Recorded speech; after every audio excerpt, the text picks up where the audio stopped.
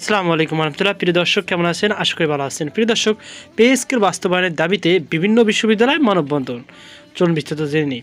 প্রিয় দর্শক, 15ই ডিসেম্বর মধ্যে নবম পে স্কেল বাস্তবায়ন দাবিতে মানববন্ধন করেছেন বিভিন্ন বিশ্ববিদ্যালয় 11 থেকে 20তম গ্রেডের কর্মচারীরা। বাংলাদেশ আন্তঃবিশ্ববিদ্যালয় কর্মচারী ফেডারেশন আহ্বানে রবিবার 16 নভেম্বর পৃথক প্রতিবাদ কর্মসূচি পালন করা হয়।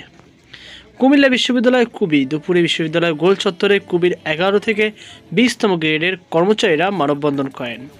মানববন্ধনে গণিত বিভাগের computer operator AKM Kamrul Hasan বলেন, মাননীয় প্রধান উপদেষ্টা, আপনি বৈষম্যবিহীন এবং দুর্নীতিমুক্ত বাংলাদেশ গড়ার প্রকল্প হাতে নিয়েছেন, কিন্তু আমাদের পেটে যদি ভাত না থাকলে দুর্নীতি না এর চেয়ে ভয়ঙ্কর কিছু করতে বাধ্য হব। আমাদের যদি দুর্নীতিমুক্ত রাখতে চান তাহলে নবম পে স্কেল দ্রুত বাস্তবায়ন করেন। তিনি আরও বলেন, আপনারা যদি কর্মচারীদের এভাবে দাবিয়ে রাখেন তাহলে দেশ অচল হয়ে যাবে। সবসময় দেশে দুর্নীতিতে প্রথম হবে। দেশকে দুর্নীতিমুক্ত করার জন্য দেশের কর্মচারীদের একটি মানসম্মত পে স্কেল দিতে হবে।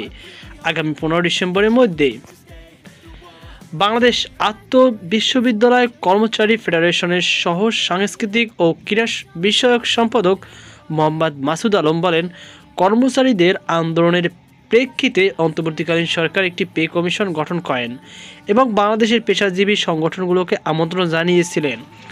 তখন থেকেই বিশ্ববিদ্যালয় কর্মচারী ফেডারেশনের দাবি জানিয়েছেন, 15 ডিসেম্বরের মধ্যে আমরা একটি প্রজ্ঞাপন চাই, কিন্তু এই সরকার আমাদের সঙ্গে প্রতারণার ফাঁদ পেতেছেন নানা রকম অজুহাত। নবম পে স্কেল বাস্তবায়নে প্রহসন চলছে অভিযোগ করে তিনি আরও বলেন, নবম পে স্কেল আমাদের প্রাণের দাবি। কমিশন গঠন করেছেন আপনারা, নতুন স্বপ্ন দেখিয়েছেন আপনারা, নতুন পে স্কেল আপনারাই বাস্তবায়ন করবেন। জাতীয় কবি কাজী নজরুল ইসলাম বিশ্ববিদ্যালয়, নজরুল বিশ্ববিদ্যালয় কর্মচারী সমিতির উদ্যোগে দুপুরে বিশ্ববিদ্যালয় প্রশাসনিক ভবনের সামনে আয়োজিত মানববন্ধনে আগামী 15 ডিসেম্বরের মধ্যে দাবি মেনে নেওয়ার আলটিমেটাম দিয়েছে। প্রিয় দর্শক, আশা করি আপনারা বুঝতে পেরেছেন। তো এই ছিল আমার সর্বশেষ আপডেট। এ নিয়ে আপনার কোনো মতামত থাকলে অবশ্যই কমেন্টে জানাবেন। সকল ভালো থাকুন, আল্লাহ হাফেজ।